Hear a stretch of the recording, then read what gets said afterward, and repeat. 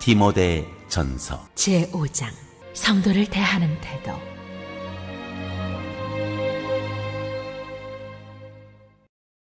추석 차례상 준비로 많이 바쁘시죠? 어동육서, 홍동백서 등 차례상을 차릴 때 많이 들어본 단어지만 막상 차례상을 차릴 때는 헷갈리기도 합니다.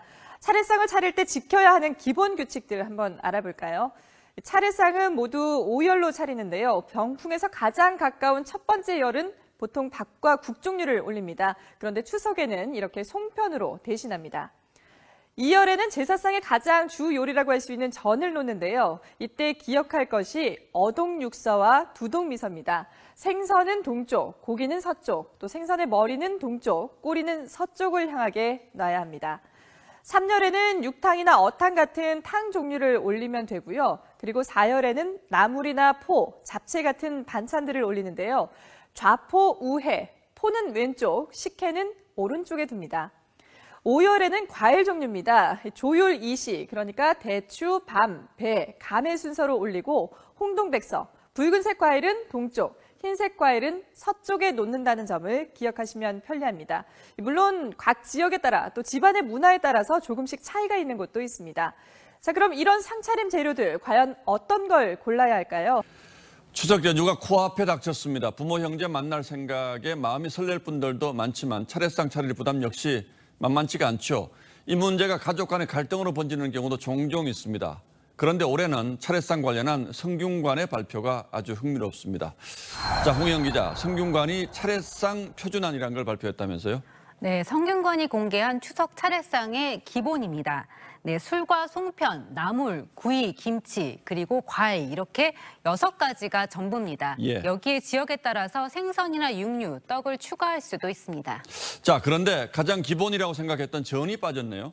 네, 명절 때마다 이 전 부치는 게 일이었는데요. 우리 조상들은 차례상에 기름에 튀긴 음식이나 지진 음식을 올리지 말라고 했다는 게 성균관의 설명입니다. 예. 이 조선시대 예학의 대가 김장생 선생의 사계전서에 보면 기름으로 볶은 음식은 쓰지 않는다. 또 밀과와 유병, 즉 약과나 전 같은 기름진 음식을 올리는 것은 예가 아니다라고 돼 있습니다. 기름진 음식은 올리지 마라. 그 이유가 뭔가요? 옛날에는 기름이 귀했기 때문이기도 하고요. 또 예. 전을 부치면서 이리저리 기름이 튀는 게 지저분하다는 이유도 있다고 합니다. 그렇다면 유교식 제사법을 잘 지키고 있는 종갓집들은 어떻게 하고 있습니까? 퇴계 이황 종가의 차례상을 보면 굉장히 소박합니다. 술과 식사, 포정도에다가 과일도 이 한 접시에 다 담았죠. 예. 이 퇴계 선생의 유언에 따른 건데요. 또 조선시대 성리학자인 명제 윤증 선생 역시 번거롭고 사치스러운 유밀과와 전을 올리지 말라는 유언을 남겼다고 합니다. 유밀과 쓰지 말라라는 유언이 있습니다. 기름에 튀기거나 꿀을 묻힌 음식은 손이 많이 가고 고급스러운 음식이거든요. 그래서 거기에 너무 얽매이지 말라라고 하셨던 것 같아요.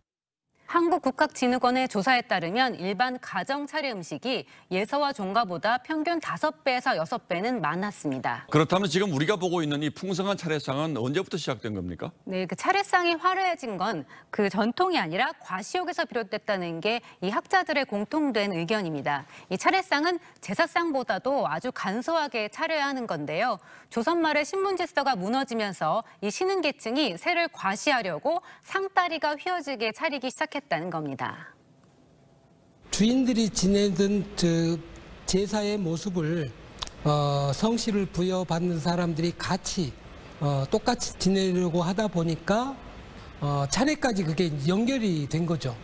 그러니까 풍성하게 차리는 게 양반이다. 뭐 이런 인식을 가지게 된 것 같아요. 옛날에는 상황에 따라서 차례를 지내지 않았다는 기록도 있는데요. 그 천연두 같은 전염병이 창궐할 때는 이 설이나 추석 명절 차례를 건너뛰었다는 기록도 나옵니다. 그렇군요. 진작에 말씀해 주셨으면 명절에 전 부치는 수고는 좀 덜 수가 있었을 텐데 이 중요한 걸 왜 이제서야 발표했을까요? 네, 성균관 측은 이번 발표를 반성문이라고 했습니다. 예. 많이 늦었지만 이제라도 잘못 알려진 걸 바로잡아서 유교의 본래 정신을 잘 이어갔으면 좋겠다는 취지라고 합니다. 예, 저는 어제 성균관 발표 중에 반성문이란 말이 가장 많이 와닿았습니다. 차례상에 음식 올리는 것보다 조상에 대한 감사의 마음 갖는 것, 이게 더 중요한 거겠죠. 예, 홍혜영 기자 잘 들었습니다. 또 그들은 게으름을 익혀 집집으로 돌아다니고 게으를 뿐 아니라 쓸데없는 말을 하며 일을 만들며 마땅히 아니할 말을 하나니